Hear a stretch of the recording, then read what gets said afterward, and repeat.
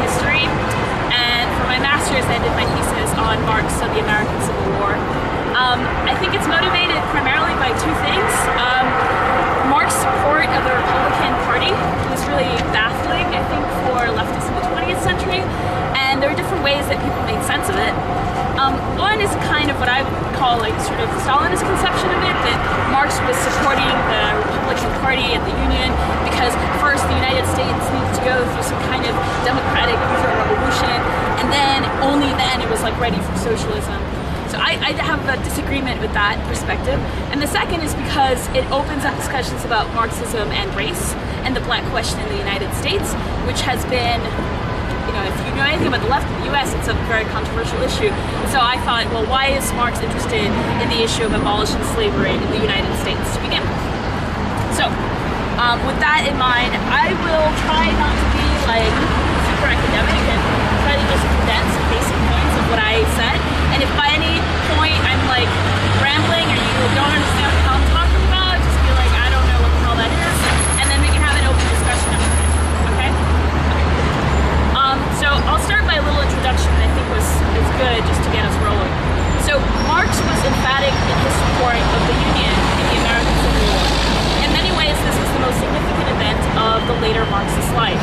As Karl Korsch pointed out in the Marxism of the First International, written in 1924, for Marx and Engels, the European workers' movement's resistance to British and French intervention on the side of the Confederacy showed that the time was ripe for reestablishing revolutionary socialist politics they had pursued in 1848. As you know, 1848 is the moment of the Communist Manifesto, it's a moment of upheaval in Europe, revolution. It's also the moment where Marx said, well, okay, so from now on, it's clear that the proletariat movement must organize independently from bourgeois, state politics, etc. So again, another issue why this particular position is baffling is because here he seems to support the Republican Party. So why later, after 1848, would Marx do that? However, subsequent history, especially after the defeat of radical Reconstruction, the decades after the Union victory, rendered the American Civil War an ambiguous historical turning point. It did not signal the emancipation of the American and global working class, so much as the rise of the United States as a late industrial power on the backs of largely disenfranchised workers and freedmen. So what does this reveal about Marx's understanding of the bourgeois revolutions, and how does this help us orient toward the trajectory of his history today? So I have two theses. One is that for Marx, the critical support of the Republican North was important for two reasons. One, that the Republican Party was the one that was in power and could actually abolish the slave oligarchy, so the Southern slave oligarchy, which had its paws in all sorts of institutions in the United States, that it was a real power and challenge to this power. The Republican Party could actually defeat them, thus eradicating it as a viable alternative to free labor. So the success of the Republican Party in abolishing the slave power of the South meant defeating slavery as an alternative to free labor in the United States. So number two is that the critical support of the North provided an opportunity for the self-clarification of the historical role of an independent workers' movement of the working class on a global stage. And I think this is particularly important because Marx also has a critique of Lincoln, a critique of the Republican Party, and so he's trying to gather people together to see, okay, so if the Republican Party is not the working class party, if it's something other, then what are we offering in support of this? All right, so in Marx's response to the American Civil War, then there's an explicit rejection of slave labor. And this is particularly important because in the American South, the ideas of the American South, people usually dismiss it only as being like racist, the South was. But what's important is that they were defining their slave ideology on the basis that they didn't want the United States to become another Manchester, another sort of destitute, poor working class people that were ruminating the streets and were supposedly vagabonds, etc. So Manchester had become like a really bad place to be in many ways because the working class wasn't taken care of, and so the slave-holding planter class in the South thought, well, this free labor idea, the sort of bourgeois idea of freedom, is overflowing. What you really need is to take care of people who not become free laborers, etc. So you need like a paternalistic slave system for this to work. So they were offering it as a different route for modernity, in other words. So they called slavery, in other words, the cornerstone of civilization. So American sociologist George Fitzhugh, who's a very conservative Southerner, basically demanded that people recognize that slavery was the only viable way in which society could reproduce itself. So against that, Marx's call was against slavery and also against the idea that freedom was to be based on inequality. So that's a kind of bourgeois dimension of it. All right, so this call to arms against slavery also holds a radical content, but this radicalism is an extension and supersession, not a rejection against the gains of the liberal tradition. The second dimension of Marx's stance held that insofar as the institution of slavery existed alongside free labor, the historical conflict between proletariat and bourgeoisie would be blunted. And thus, what for Marx was the definitive political confrontation of the modern capitalist epoch would be suppressed by the persistence of slavery. There was a kernel of truth, therefore, by the words of Johnson Calhoun, South Carolina conservative politician, who had pointed out how the American South would be, this is a quote from Calhoun, the American South would be exempt from the disorders and dangers resulting from the conflict between labor and capital. If the South could hold strong to the institution of slavery, Calhoun understood that, quote, after we, the planters, are exhausted, the contest will be between the capitalists and operatives, that is the workers. For in these two classes, it must ultimately divide society. The issue of the struggle here must be the same as it has been in Europe. So to a great extent, you can see that the Southern planter class was responding to the 1848 revolutions. They thought, really the conflict in society is between proletariat and bourgeoisie, but by holding on to the institution of slavery, we would actually undermine the possibilities of workers to organize. So slavery was an alternative to free labor, but it was also an alternative of revolutionary politics. Okay, so this part of Marx's claim is therefore bound up with the revolutionary demand. The American Civil War presented a unique opportunity for the clarification of the primary historical task of the international proletariat class, a revolution against capital. Far from the inevitable class struggle between proletariat and bourgeoisie, this demand was at the level of consciousness. When workers in England protested against the Southern Confederacy, Marx noted that they participated against their immediate class interest, that is, of feeding and clothing themselves and their family. Instead, these workers acted from an informed political perspective, from the standpoint of an international working class. So what that means is that there were several upheavals in Europe, including in France, that were supportive of the Confederacy, in fact. The reason for this is because in the textile centers in England, let's say, it would actually undermine the quote-unquote immediate interest of feeding their families for workers to stand in the union against the South. The South, as everyone knows, is extracting cotton, send cotton to England, and that cotton is then used to support the textile manufacturing. Those textile manufacturing is what's giving the livelihood for workers. And so in undermining the Confederacy relationship to England, to a certain extent, workers are actually against their quote-unquote immediate interest for a larger political consciousness of building a revolutionary movement and primarily against slavery.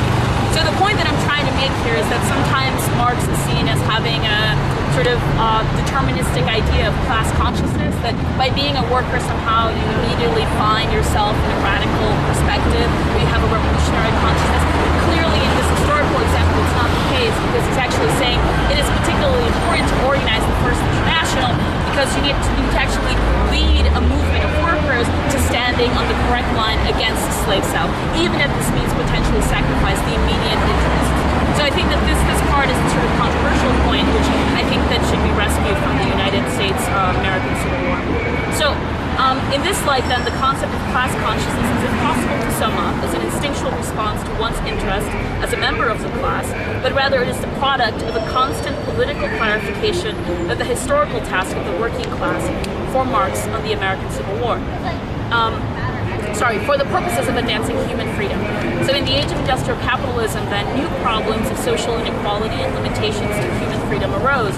And although this age was brought about by successful revolutionary efforts of the bourgeoisie, for Marx, the inability to grapple with new forms of inequality and unfreedom within industrial capitalism pointed to a crisis in liberal bourgeois thought. So for Marx, the bourgeoisie had ceased to be revolutionary, although at one point they were a revolutionary class. By the industrial capitalist-like period in the 19th century, they had ceased to be so, which means that it became a demand founded a new organization, and that new organization was the working class organization. So to the extent that the bourgeoisie was no longer able to do away with barriers to human emancipation, it had ceased to be revolutionary. The international working class movement was tasked with the promise of liberal desiderata in practice, but this would require the utmost discipline in both action and, importantly, in thought. So I think I want to leave the paper behind then, so just to clarify a couple of things. So one aspect of this that was in England, Marx, along with others who were involved in First International, the International Working Men's Association, one thing to make clear to the workers was that it was in their long-term interest, it was in the interest of creating a revolutionary international proletariat movement that they stood against the South and they stood against the slavery power. Again, I would emphasize that the ideology of the South is not only based on race, but it's based on the idea that freedom on the basis of equality and on the basis of a kind of revolutionary bourgeois perspective of equality was never to be realized. It couldn't be realized, and they pointed to Manchester as being the example.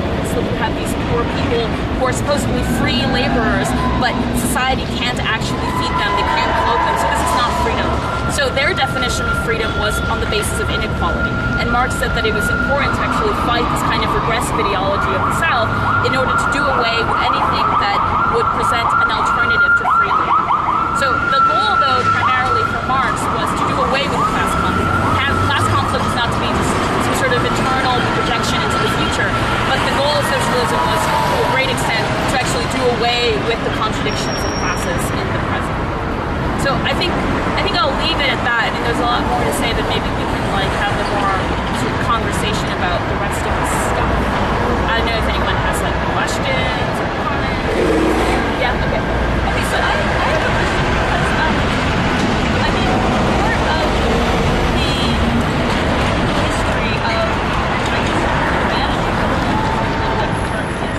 the agricultural, basically after the agricultural revolution to the industrial revolution, agrarian societies were based on slave labor, like the Atlantic slave trade was very important to that. So I'm kind of wondering, I mean, I think that part of Marx said it was that industrialization and the industrial revolution made it possible to not have a society didn't have to be sustained by slave labor to reproduce itself because people were poor when it was industrial. So I'm kind of wondering how if that entered into Marx's argument on this, or how much people of the time South and I've had this interesting discussion with some people, right? After and I mean, how was it? I mean, clearly the planters wanted society based on Yeah, I mean, I guess the question maybe just something that I think your question was this issue that in the mind of those who would take maybe the best aspects of the idea of capitalism, they thought that, well, eventually we're creating a society in which reproduction-based and agricultural labor would be over, and you could just have the proletarization of the entire world or something like this. The question is why that didn't happen in places like the South. I think Marx caught on, and even Smith, really, Adam Smith caught on to the fact that in places like the Caribbean and in places later for Marx in the South, in the American South, these became sort of extractive economies, so that yes, you had industrial capitalism development in places like England, but it was being fed by the extraction of cotton in the American South. Genovese actually, Eugene Genovese, who's an historian, an American historian, makes the case that in the United States in the 1830s, you could have potentially had a moment in which the North could have been really influential and maybe could have done away with the kind of plantation relations in the South and could have just pushed the entire country into the international market of commerce and etc. But the problem is that the South is not only an economic system, but it's also a political system. And so there is no sort of eventuality about overcoming slave relations in the South, because the planters had, I mean, not only did they have power within Congress, etc., within the Supreme Courts, etc., but they also had power of banking institutions, which means that in the South it was only possible for people to invest in two things: lands or slaves, which meant that the institution of slavery had not only a kind of economic necessity behind it, but sort of political force behind it. But I don't know if that's what you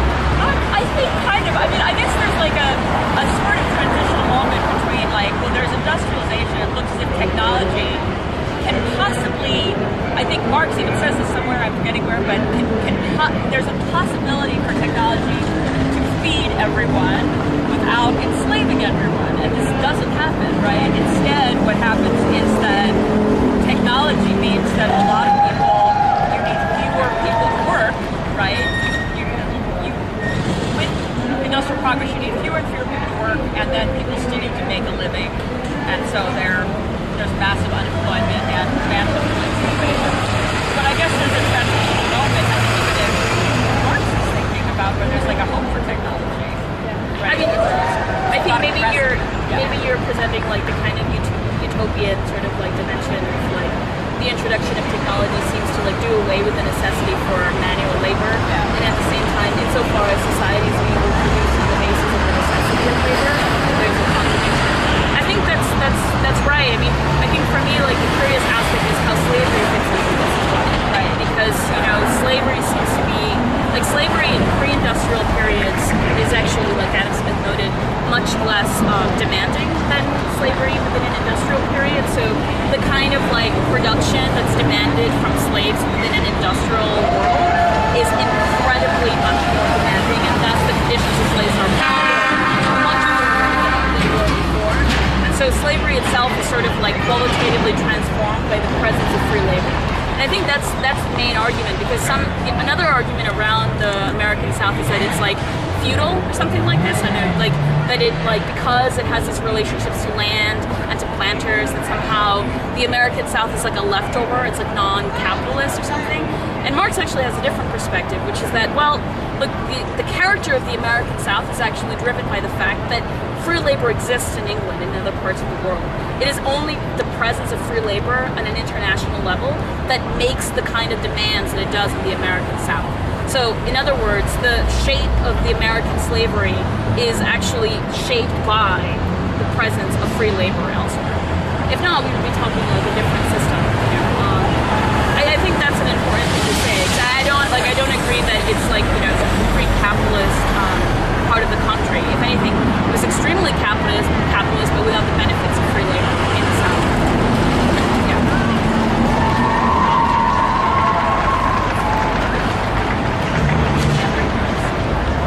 And I just like threw a lot into that, even if it's like basic. Oh, Desiderata, like desire, and I think I mentioned it in because a lot of people see the Marxist tradition as being against a liberal tradition, and I would say actually Marx was trying to complete the desires, the sort of promises of like a liberal tradition, but with an understanding that the politics that now in the 19th century were supporting those liberal traditions had become contradictory. That equality, freedom could not actually be achieved through liberal politics. That society itself had become contradictory, and that contradiction was expressed through classes, and so that you actually needed something else to fulfill the promises of a revolutionary liberalism. It seems like there's this, from a different direction, kind of similarity between what the slave owning South was saying about kind of liberalism at the time, what Marx was saying, and the way that Marx kind of talks about bourgeois economics and kind of points out almost like the humorous contradiction in that ideology at that point. Talking about the parts of it that weren't realized and that couldn't be realized because, the Manchester saying that Marx was doing the same thing but not reacting to Sam. Right. But from Sam wanting to actually realize. Yeah, it's a really good point actually, because I can't remember the name of this historian right now, but people call John C. Calhoun, who was the Southern Carolina congressman, they call him like the Marx of the South. And the reason was because he's like you said, he's like pointing to Manchester. He's like, so like these bourgeois revolutions, this like advent of industrial society was to solve the conflicts of like humanity, and yet what it does, it reproduces like this misery. It even creates misery at a historically unprecedented level, like in Manchester. Marx is saying the same things. Oh, like supposedly like through the revolution, the industrial society was supposed to solve like the ills of humanity, and yet it's producing things like Manchester. So where is the division? I think that the division is that someone like Calhoun and Fitzhugh and these like Southern reactionaries actually they want to prevent the conflict between capital and labor. They actually say that we have solved the problem of capital and labor by introducing slavery. So basically what they're denying is that society should be based on the principle of equality. They're saying that a society that's based on the principle of equality is a canard, it's a lie.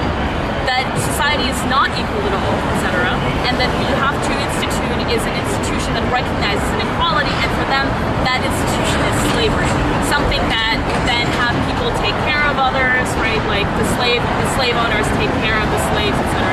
But for Marx, importantly enough, the conflict between capital and labor, the conflict between proletariat and bourgeoisie, is the only way in which this historical opening of equality and freedom would come into fruition. And so, whereas the slave planter class and the ideologues of the slave planter class retreat from a historical conflict, Marx wants to actually advance the conflict because he thinks that it's the only way in which new historical conditions are going to come about that actually realize the promises of equality and freedom, etc. I mean, I think that, it might be complicated by what we mean by equality here. Because, of course, I don't think Marx was under the understanding that, people are actually the same. The idea was, what's the quote, Ross, about, the needs and... Yeah. People have different needs. They don't have, a blind person has different needs, so not equal needs. Somebody who has working vision, somebody who has 20/20 vision has different needs than somebody who has working vision. Yeah. So the issue is, how do we mediate society in such a way that people's needs can be met, but that no one is actually oppressing in terms of a class situation through the needs of others? I think there's not within Marx himself, but within the interpretation of Marx, sometimes people misinterpret that cynicism towards the hypocrisy of bourgeois liberalism as a condemnation of the positive thing, which Marx himself probably would have seen as positive. I mean, if he did, he obviously praised a lot of what was progressive in bourgeois revolutionary thought. But I think when people interpret Marx, sometimes they misinterpret that kind of cynicism, and it leads them to sort of be reactionary against these kind of positive ideals. Yeah, I'm trying to find, maybe I won't find it, but maybe I'll end on this because we should probably go over there. He writes this letter to Lincoln in which he's giving the support of the International Working Men's Association behind the Republican Party. And he says that the reason why the working men stand behind the Republican Party is because they knew that once the Southerners were claiming that slavery as an institution resolved the problem between labor and capital, the working men knew that the gains made by bourgeois revolutions were under threat. And so it's a kind of response to an attack to previously already earned historical gains that the slave planters sort of attacked. Alright, I should probably figure out what's going on there. Thanks for coming, guys. I gotta work. Oh, really? Yeah. Bye, Dave. Excellent. Very good. We got this. We have free publications. It's a political thing. Let's take this. Last one's a lot. It's a big really, I guess, still be there. Yeah, and today, I'd want to tie this in. It's going to be about historical modernism. When people think about modernism today, they often think of this sort of pole stacking buildings in England, this sort of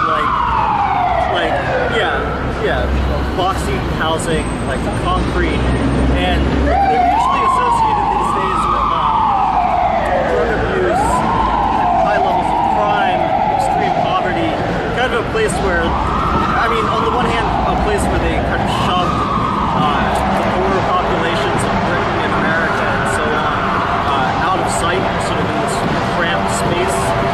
And then on the other hand, this kind of high modernist chic that the wealthier classes in the 50s and 60s became really addicted to, epitomized kind of by the Seagram's building in some town.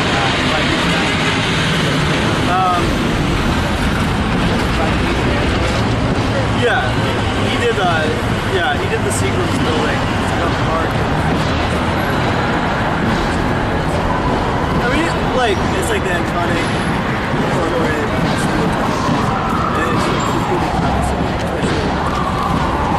I mean, it's to get a sense of like what modernism was reacting to and the needs that it was trying to provide for. I think it's important to bear in mind just the development of the 19th century.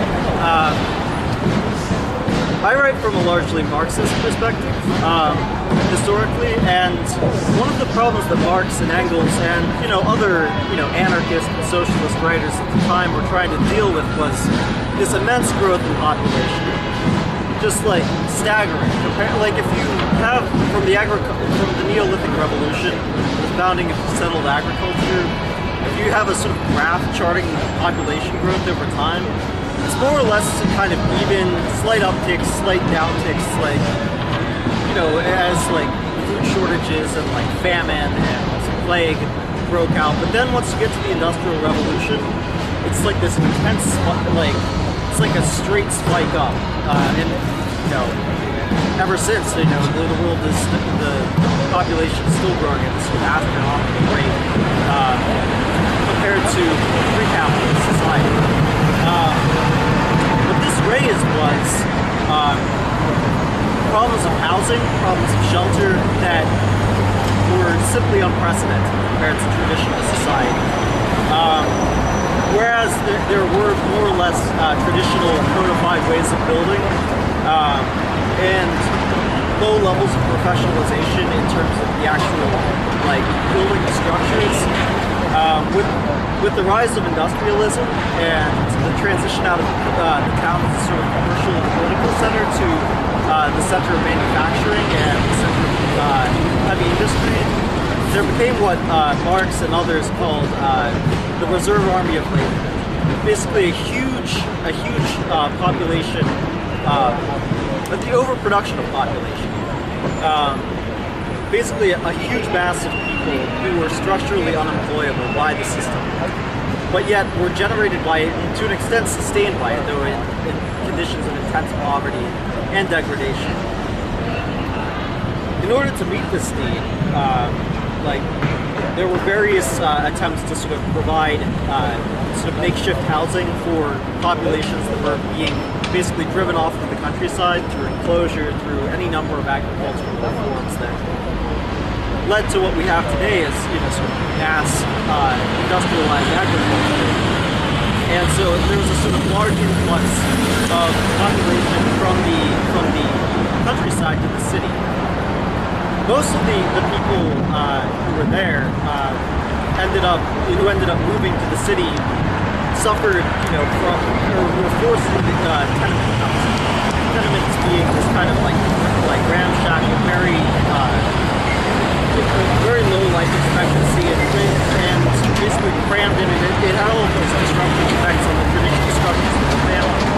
But Marx and the modernists in architecture realized this had sort of revolutionary implications for what society could look like, and really, the abolition of the family form, the ending of property relations, the destruction and the abolition of primogeniture. This is something in the French Revolution, which was considered by traditionalists, by the Catholics and Jesuits, to be sort of anathema. Was that the French Revolution banned or got rid of required or compulsory primogeniture, by which the eldest male son inherits everything. So there was divisible property, and as a result, the sort of nuclear family, in which multiple generations lived within the same household. A child usually took up the trade or craft of his father, became married into domestic slavery, as Marx put it. For Marx, marriage was just a form of property relations. Basically, it was what your wife becomes your property under pre-bourgeois and bourgeois property relations. It's she's your property to have sole sexual gratification. it also had some certain religious frills and dressings. Like it was considered a sort of sacred wand. You still hear this with traditionalists about the sort of the sacred institution of marriage. But this is largely the situation that Engels was trying to respond to in the late 19th century with the housing question. I mean, there's also this kind of division between town and country. The city, agriculture, and the way it presented this kind of transformative moment where you collapse this kind of antithesis. Town and country, you move beyond this kind of this disruptive kind of workforce that been pushed into the city. Dissolve all those problems and solve them would be housed and employed. I mean, like the city of the 19th century, at least the working class, not the central historic cities, which is happening in the city. At least in Paris. Paris is across the center. The center of the city has always been continues to this day happening.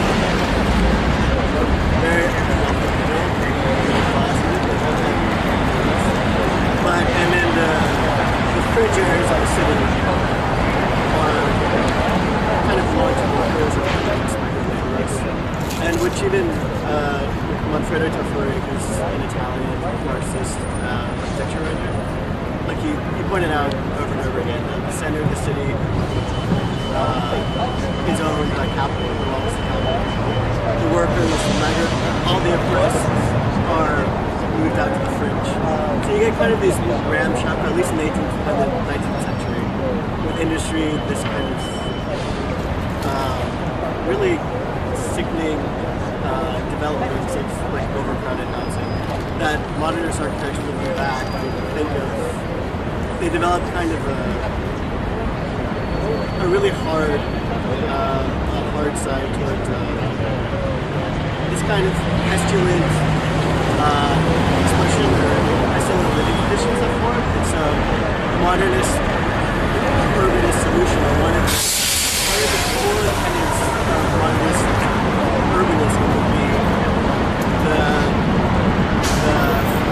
the combination to expression via minimal goal, but also the access to these things to regardless of class, to have access to fresh air, sunlight.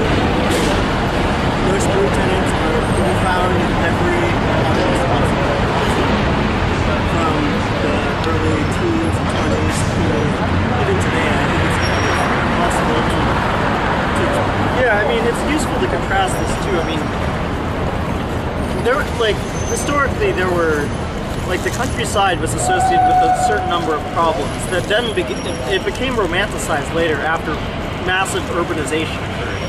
But before that time, and even, you know, during the early 20th century, the countryside was looked at as a sort of den of intense hierarchy, ignorance, patriarchy, religious superstitions, and relatively low lifespan without any sort of like mobility. One basically grew up and stayed in the same place, never expanded their horizons. There was very little in the sense of individual sort of bourgeois subjectivity, which is more associated with you know, what we've all went through, having jobs when we grow up, basically not being tied to one form of craft or anything like this.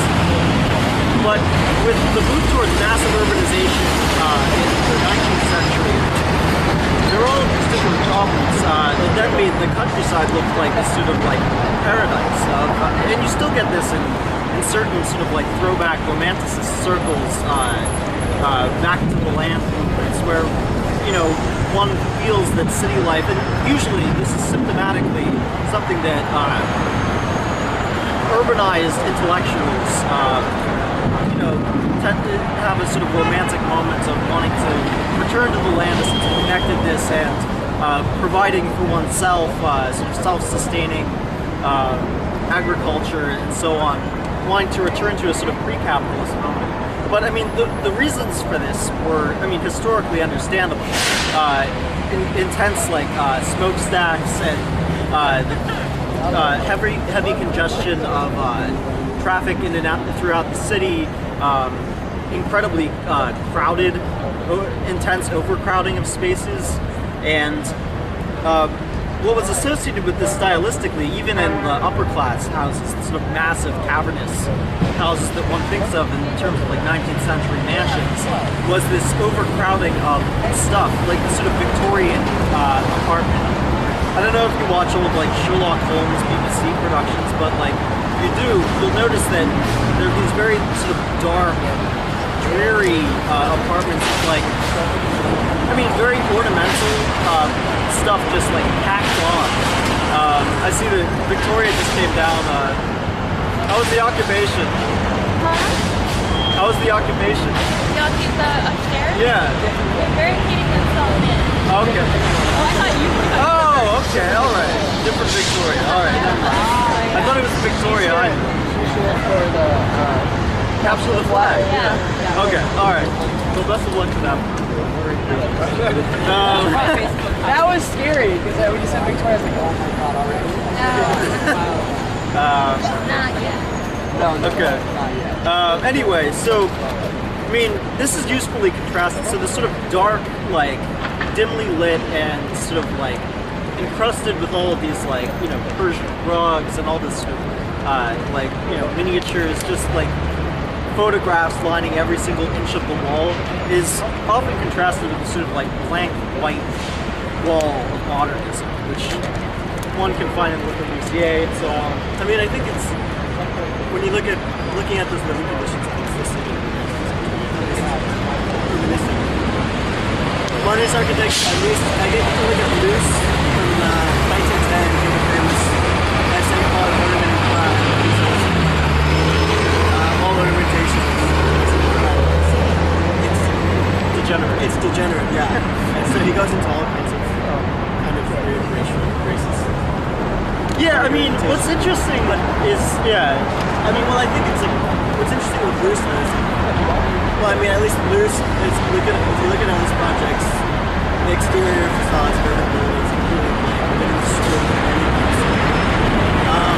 inside is the opposite effect of Luce, because he's a modernist, but not a religionist. Because when you look at his exterior, it's completely blank. You never know. You don't know what that building stands for. You don't know what values are attached to it. But you walk inside, and it's this very elaborate, even fetishistic Victorian kind of aspect. The inside, the interior is the domain of the individual who lives. The exterior belongs to the city, where more ornamentation is. The thing from Luce, the way he talks about ornamentation and being a degenerate kind of quality of this kind of industrial human. and there's a contradiction too, because they were using mass production to produce sort of like really sort of excessive ornamental, which is the case. You're building. I mean, look at any structure, any ornamental structure from past the 50s, anything. The ornamentation was mass produced, and so the same shell of the modernist building was mass produced. Talking about individual houses as like people's internal evolution to have a blank space, have a white wall.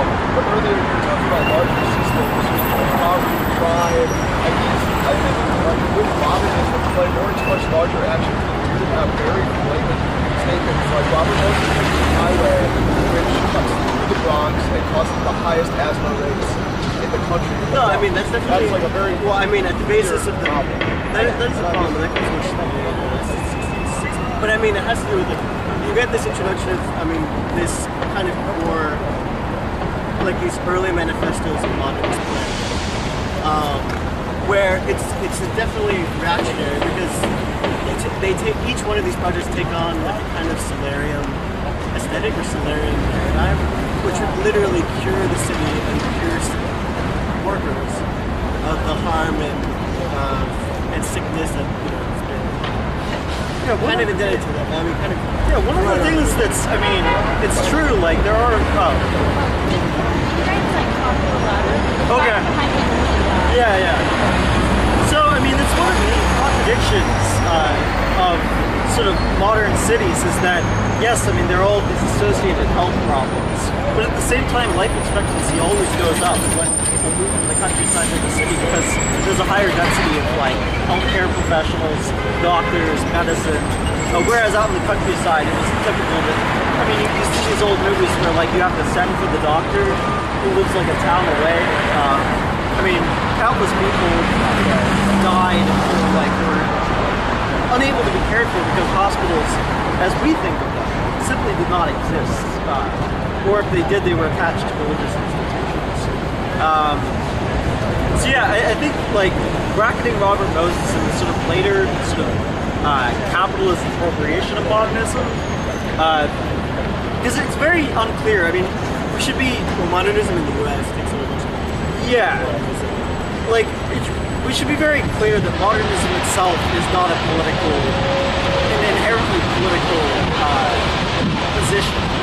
It's very politically amorphous. It tended early on to lend itself to a sort of like agnostic socialism, like a sort of idea of, you know, like wanting to have a sort of like unified plan of how to lay out entire structures and cities, rationally organized and so on. One of the common metaphors that was used was to explain the irrationality of capitalist society, sort of competing interests that sort of conflicted with one another and were mutually antagonistic, was to use the example of traffic jams. The car had just been invented around then. The idea was that, you know, why did these traffic jams in older cities like Paris and Rome, and the roads first of all were not designed for them. Yeah, and second of all, I mean, there were people trying to cut each other off in such a way where they, you know, if somebody wants to get onto, you know, the turn or whatever, like, there are all these problems that arise simply because of mass competing interests, individual interests, without any sort of broader view to the functioning of the system. So free flows, decongested systems built on roads that were actually designed to handle something like an automobile, which, like Rome, Paris, and all these other cities simply were not designed to do. Which is why, I mean, you get people like Crusade wanting to tear down most of Paris to rationalize it, to rationalize a medieval city as it was. I mean, Osman did that to a certain degree. Yeah, I mean, so it's kind of interesting, like, the main inspiration for modernist architecture, I mean, it's twofold. My argument, I've got a book that's coming out on modernism, specifically in the Soviet context, but formally there were two main inspirations. There was largely an American inspiration, built up around like sort of factory architecture, even in New York, particularly Chicago and Buffalo. Like they had these incredibly utilitarian, functional, but you know, they worked sort of grain silos and factories, Or even car factories too. car factories too. Yeah, Detroit. That's a great example of, because we're kind of seeing it in reverse right now. A city that kind of sprung up overnight. Detroit, like 120, 130 years ago, was just farmlands. It's kind of turning back into farmlands right now because of just like intense urban degradation. But overnight, it became like the center of world automobile production. Like within a couple decades, I mean, it was mind-blowing in terms of like a city sort of just popping up overnight. And yeah, so like in terms of formal innovation, a lot of the examples came from Louis Sullivan, Frank Lloyd Wright in Chicago, and from industrial factory production. Then another major visual, in terms of visual aesthetics, the innovations of abstract art. Siegfried Giedion has a kind of problematic, but I would say generally correct, even if he misidentifies the forces. Emphasis on space-time, a sort of modern sense of space and time exemplified by, on the one hand, cubism, abstract art, sort of reformatting the way that we visually make sense of the city and make sense of our existence, and futurism in terms of temporality. So is this sort of like accelerating pace of city life. And so like these two influences, industrial machine production, ergonomics, basically making spaces that were actually efficient, where it's what they call perambulation, where you could actually move and get to one part of the house efficiently, like sort of clear corridors without like sort of crowded overhangs or anything like that. But yeah, so like with these two formal pillars, I would say, then the sort of social content of modernist architecture was largely to address these problems of lack of housing, poverty, and I mean, one thinks of like the sort of modernist houses again, like in terms of the sort of horror that they became in the second half of the 20th century, and with sort of the sort of barons of Keynesian Fordist capitalist production, like Robert Moses and so on. And then you get like somebody like Jane Jacobs, which is sort of like response in her own way somewhat problematic, but reacting to capitalist modernism. But there was a moment in modernism's foundation where they were generally concerned with solving social problems and being part of a revolutionary transformation they felt was affecting all of society. I mean, it was intensely apocalyptic even, like, whereas today there's a lot of emphasis, Owen Hatherley, blogger and author of a book called Militant Modernism, has this bit on the city of Hamburg in Germany. These sort of twin competing leftist utopias.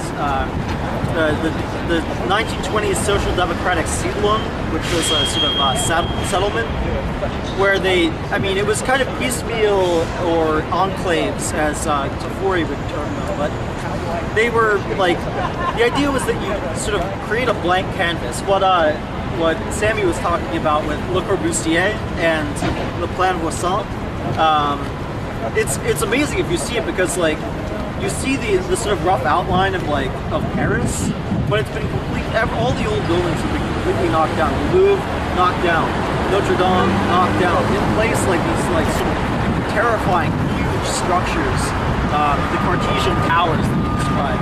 I mean, it was a provocation obviously, but the idea was that the old world's burning. All the sort of accumulated detritus of dead epochs is finally coming to an end. We're going to build a new world on its ashes, on the ashes of evil. Whereas today there's a kind of shift away from the Siedlung, the social democratic Siedlung, and away from the sort of Marxist communist Sozialism or socialist city, towards the sort of anarchist swap of the sort of 1980s, 1990s, and 2000s, where largely, I mean, there was sort of like drifters, punk and post-punk culture, sort of wanting to use creative reuse of old structures. What's kind of odd, what Hatherley points out, is that they largely shied away from the actual social democratic workers' housing stuff that was actually designed for the working class, not these sort of like incredibly decadent, rich households.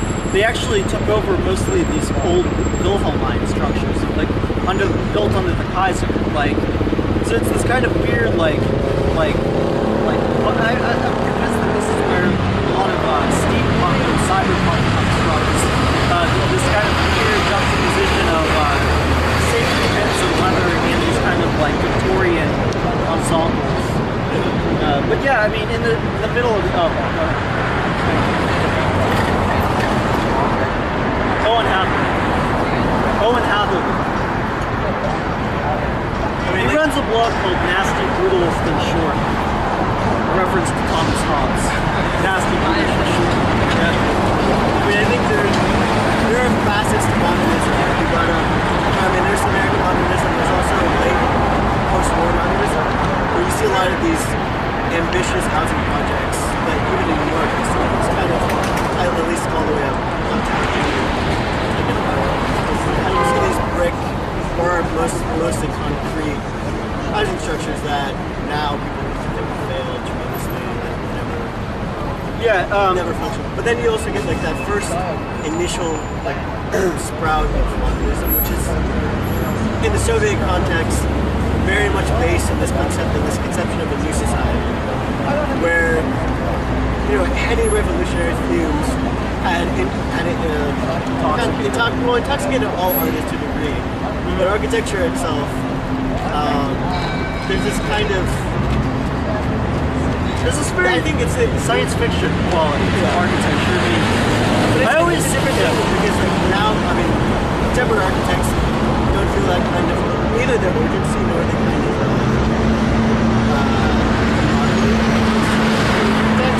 every architect is architect himself.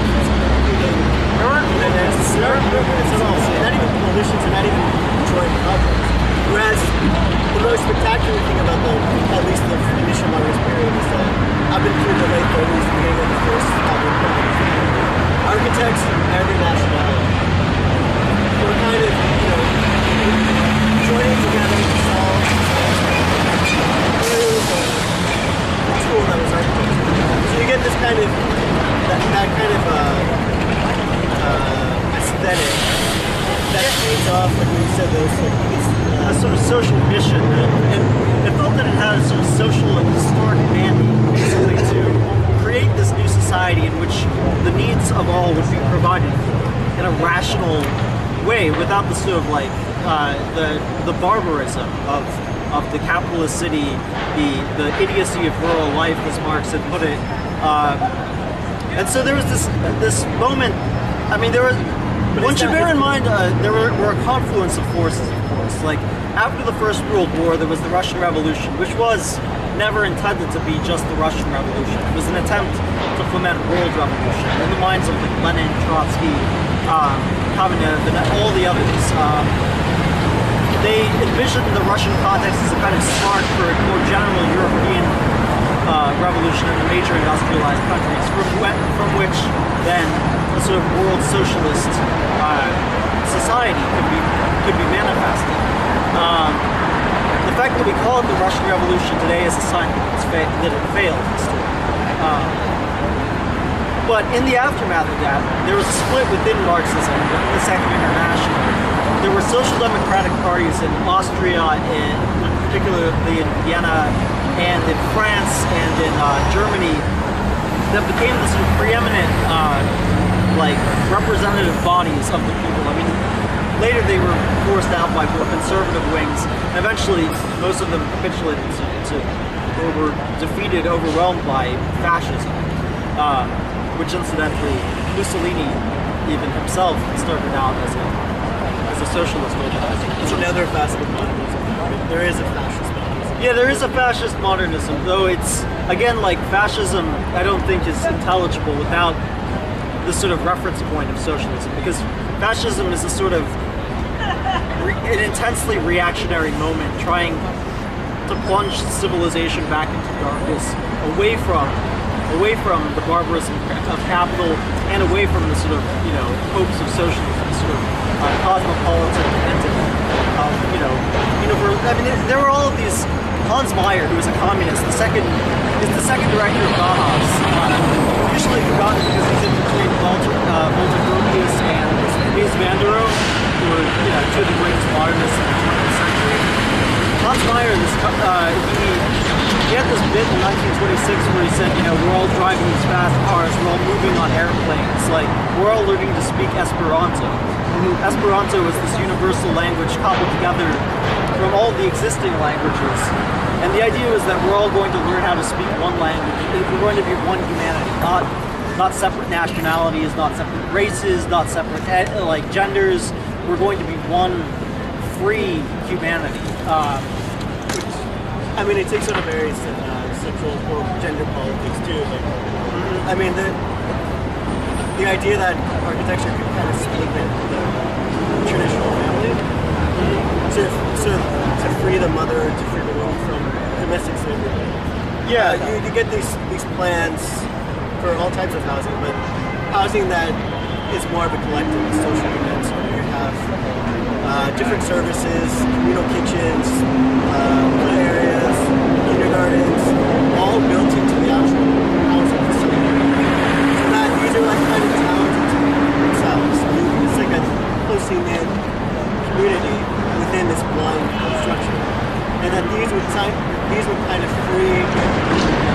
not this kind of paternalistic. Well, this definitely is. Yeah. So even like even a sort of like even early, I mean, Walt Gropius was never a radical. He was at most a kind of pseudo-socialist. The way that he understood civilization progressing was the age of the family, which was basically from settled agriculture on, being the sort of age of demand, like the sort of dominant male household figure, who then, basically had his children and his wife as slaves subject to his will. Property that was more or less dispensable. Usually there was some favoritism towards the eldest son as the successor and inheritor. With Gropius said that the age of the individual, modern bourgeois society, opens up the opportunity for the age of the woman. There became movements for women's suffrage, for women's ability to vote, sort of having a sort of separate identity from the man that one was married to, having an independently viable basis for social reproduction, being able to get a job. And what that meant for modernist architecture was, how do we eliminate the sort of the domestic servitude, the sort of drudgery of household that basically prevent women from seeking independent employment? There were all these irrationalities to the old housing and things that could be solved through collective laundries, mass cafeterias. They wanted to get rid of at its most radical. There was a planner named Wayne who wanted to, as an economist, he wanted to basically realize the Platonic ideal in Plato's Republic of taking children away from their families at birth, having them raised separately so that there was no sort of family identification. Everybody identified with each other as brother and sister, and everybody older than them was like mother and father. That basically would, so like they would be raised separately together, but in a way that women didn't have to stay home and care for children most of their lives. It wasn't as scary as it sounds either. I mean, the parents and the children would see each other in the mornings and then after work. They were completely separate from their community. But I mean, also this whole kind of politics manifests spatially in the fact that the husband and wife do not see each other. Each one is allowed to have another as a child. I think that's also very much more inexpressible in a new kind of society. I mean, the beds. I mean, if a husband and wife is really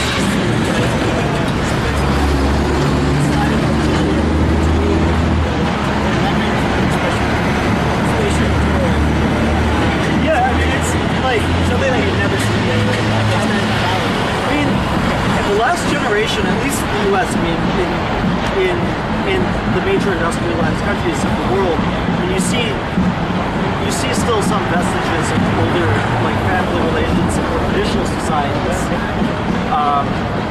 But the sort of last generation of like elder individuals who grew up sleeping in the same bed as their sister, or like, I mean, certainly in the early 19th century, basically the entire family basically sharing one room. Like, imagine how different that is in terms of like individual identity formation, subjectivity formation, having a room of one's own, as the famous novel put it. There was a gloss on this by that guy, Owen Hathaway. There's this very, very ambitious, very science fiction-y plan for urban resettlement, socialist resettlement, in which houses themselves would not be tied down into the earth. One would be given these sort of mobile pods in which each individual had his or her own pod. They were mobile. Those who you wanted to associate with, you could associate with. You got married to somebody, you could connect to the pods. This is sort of on a larger, more utopian basis than the sort of bed. But it's a different apartment. It's a different part. Yeah, it's a different part of socialism, because on the one hand you have the collectivist force, where you have social connections.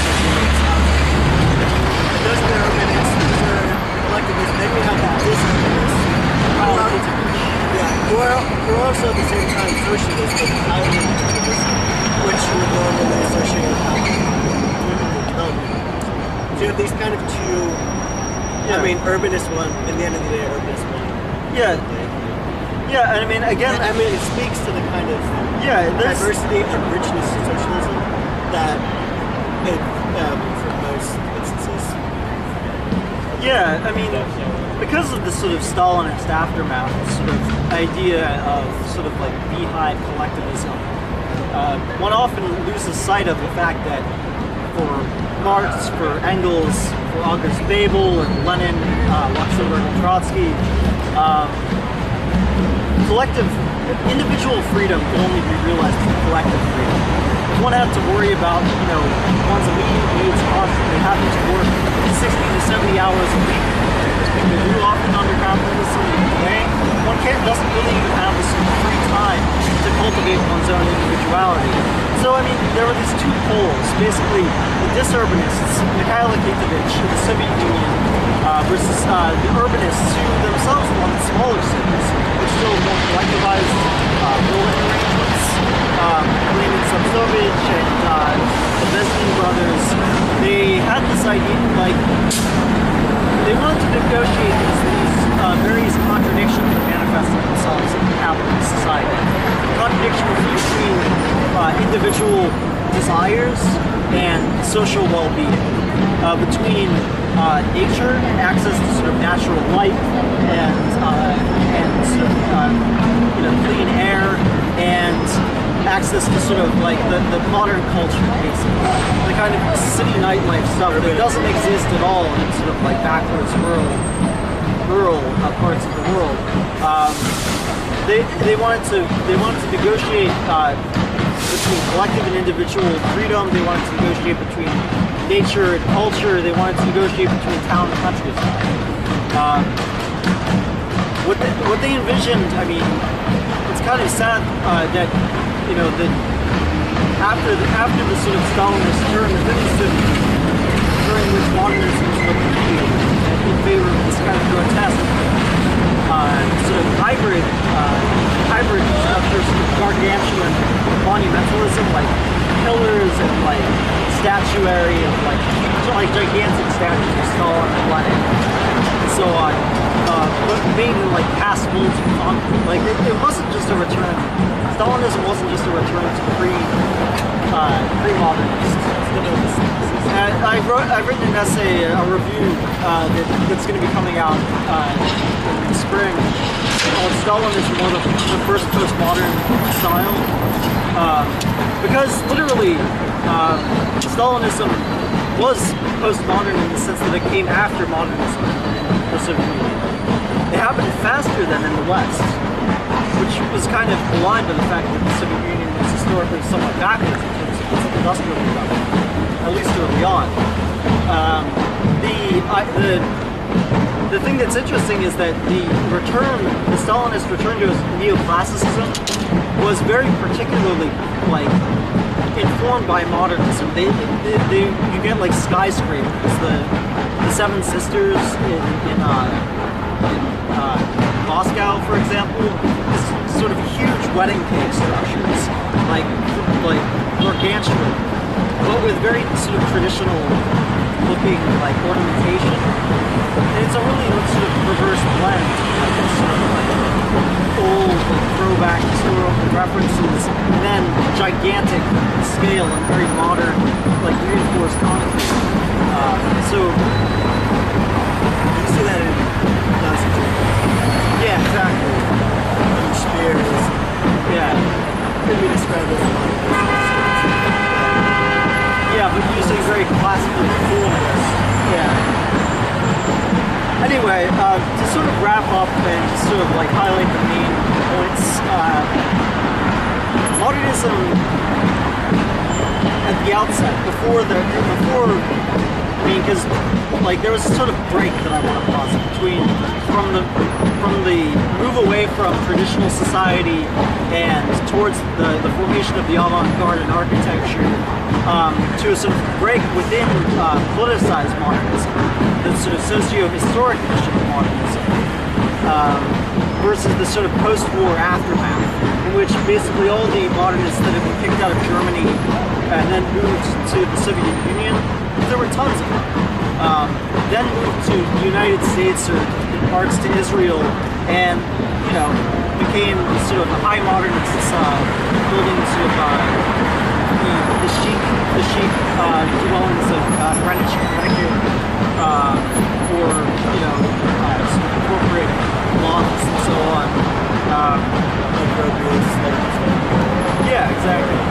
It's one of the kind of sad contradictions that somebody like Mies van der Rohe early in his youth built the monument to Karl Liebknecht and Rosa Luxemburg, who were two communist heroes who were killed by a proto-fascist Friday. But then 30 years later, he was the same architect who designed the swankiest monument to high force capitalism.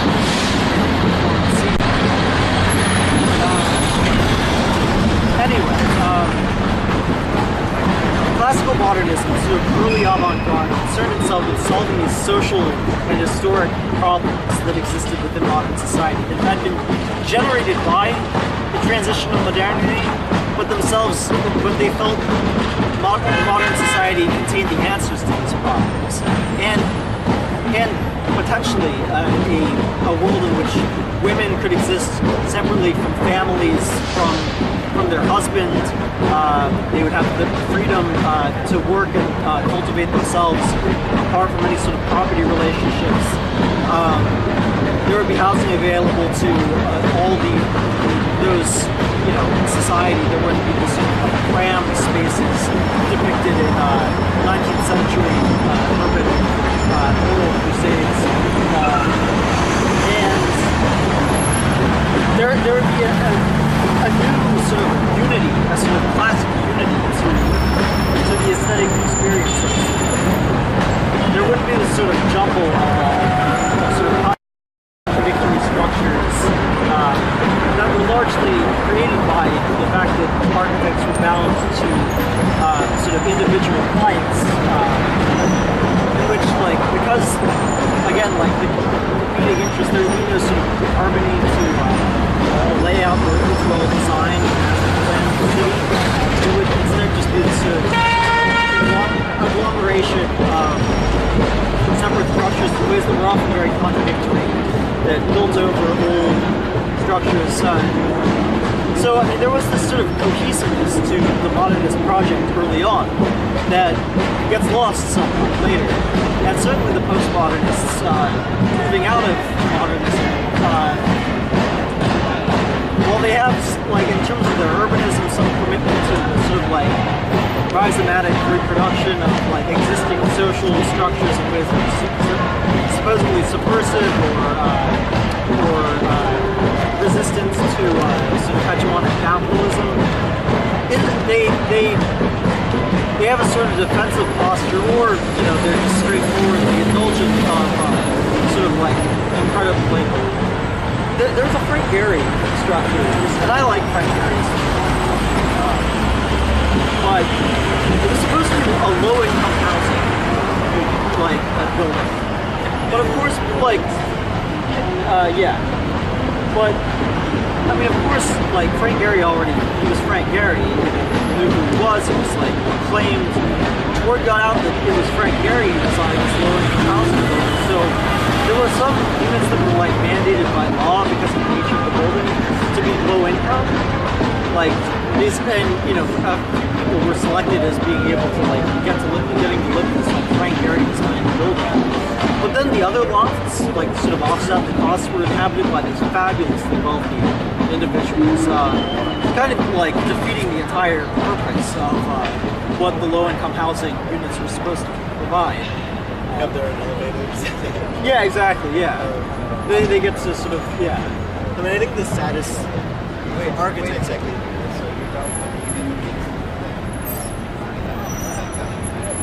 Wait, what? Well, I believe in a classless society, so I believe in a classless society. So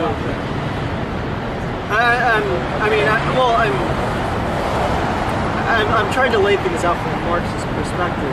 So, insofar as Marxism and earlier forms of socialism, earlier socialized versions of anarchism, believed in the creation, foundation of a classless society, one in which there weren't these intense social antagonisms of disparities of wealth, or the necessity of work, 70 hours a week. This would be the kind of society that, these kinds of divisions or antagonisms are not at best. I agree there is a sort of perversity to some of the techniques of gentrification, which are like, the poor housing should just be for the poor. They shouldn't have like rich people move in and then drive up costs, which is admittedly horrible. We're also doing a new kind of weird paradigm where architects like Frank Gehry have learned that they can build essentially low-income houses and sell them to incredibly wealthy people. Of course, he was contracted to build this thing. Even though like the Manhattan Frank Gehry project uses the same construction technique as the traditional concrete residency and the other facade, but he's able to sell it for $1 million apartments. I think this is part of the Stark effect. Yeah.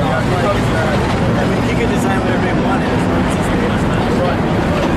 Which is a sad thing, especially for architects, even in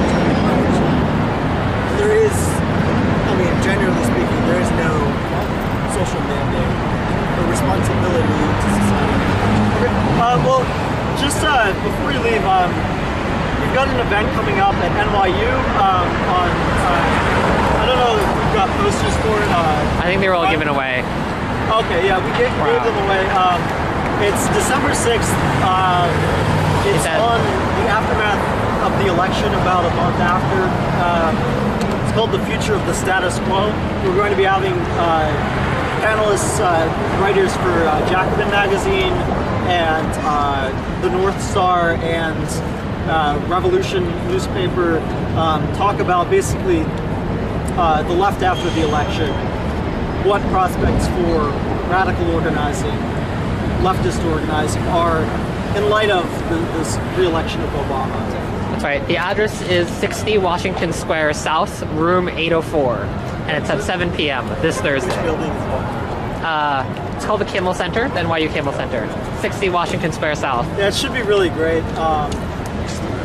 Interesting panelists. Really yeah, we have a publication. We do coffee breaks. Which one? We do reading groups on the weekends, and if you're interested in this kind of stuff, we're also putting together a panel in February.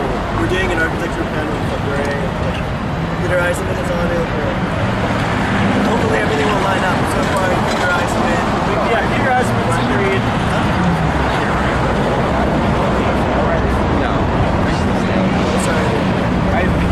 Here, right?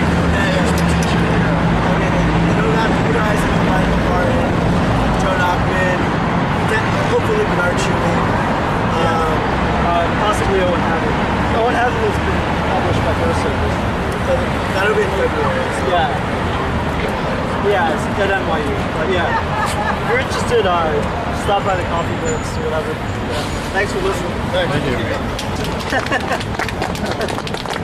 This is my first free university gig. Yeah. Thanks, Sam. Thanks to Sammy. 50?